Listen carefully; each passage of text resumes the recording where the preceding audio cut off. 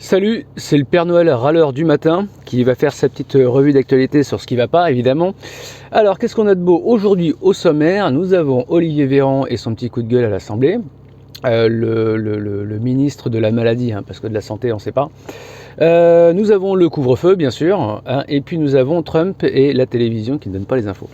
Alors, Olivier Véran, que dire d'Olivier Véran? Bah rien. Le mec, il va pousser un coup de gueule parce que les gens disent qu'il n'y a plus besoin d'état d'urgence et que le type, il prend un exemple de gens jeunes qui avaient été touchés. Mais on ne connaît pas son pédigré, ce monsieur-là, on ne sait pas ce qu'il avait particulièrement. Alors, c'est les exceptions qui confirment la règle et qui doivent emmerder tout le monde. C'est-à-dire l'exception qui emmerde le monde. Comme souvent d'ailleurs, mais bon. Là, j'ai trouvé que c'était vraiment très très gros et qu'en plus c'était vraiment un déni de démocratie du travail des parlementaires déjà. Donc simplement, il n'y avait pas assez de gens à la République en marche pour faire passer les textes et ils se sont fait avoir. Donc ça, c'était le premier point. Ensuite, le couvre-feu. Alors, le couvre-feu, à quoi ça sert? Je sais pas. On empêche les gens, alors déjà qu'ils ne faisaient pas beaucoup de business, maintenant on empêche les restaurateurs de faire de la livraison après 22h sur la capitale de la censure, enfin je sais pas comment on peut l'appeler, la capitale de la dictature. Un petit peu, c'est l'idée quoi. Avec un couvre-feu dont on ne sait pas véritablement à quoi il sert. Parce qu'en fait déjà, logiquement, on se rend compte que d'après ce que j'ai pu entendre, les chiffres n'ont jamais été aussi hauts, ça explose, donc ma question c'est, est-ce que les mesures que nous prenons actuellement sont efficaces? Je ne le pense pas. Et enfin, un dernier point rapide, parce que j'essaierai de développer tout ça dans un très long billet prochainement. Dernier point, Trump. Alors, je ne suis pas un spécialiste des élections américaines, enfin de l'Amérique de manière générale, mais je suis quand même assez attentivement tout ce qui s'y passe.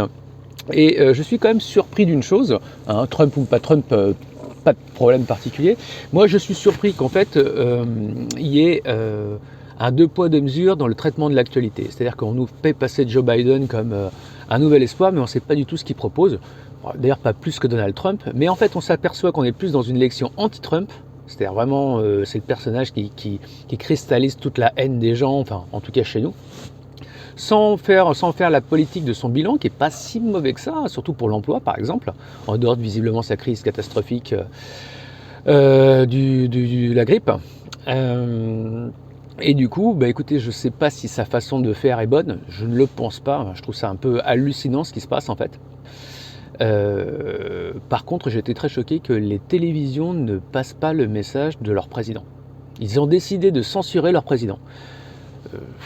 Moi, je ne sais pas ce que vous en pensez, moi ça me choque vraiment. C'est-à-dire que maintenant, les médias ont la capacité de censurer la parole du président parce qu'ils estiment que c'est un mensonge ou c'est des fake news.